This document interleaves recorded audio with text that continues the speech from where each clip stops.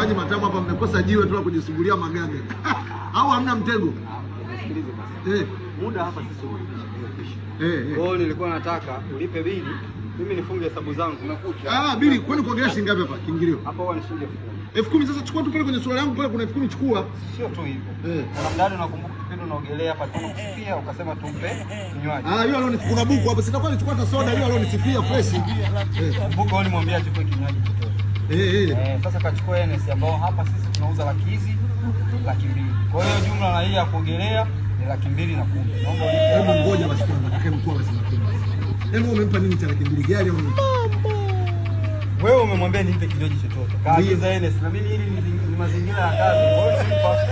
Ndio umempa hivi kaka ndio umempa Enes au juice ya Enes? Wewe usinipigie kelele sawa? Naomba ulipe hela yangu mimi nikafunge hesabu. Sawa? Ngoja kwanza baadhi mtu taratibu. Hivi ndugu yangu mwanaume mwenzako amesema dada achukue kinywaji chochote. Tunakumpa kinywaji cha 200 ndugu yangu. Sasa mimi ningefanyaje na mimi niko katika mazingira ya kazi. Mimi niko katika mazingira ya kazi. Mtu yeyote akiomba chochote kilichoko hapa mimi ninampa.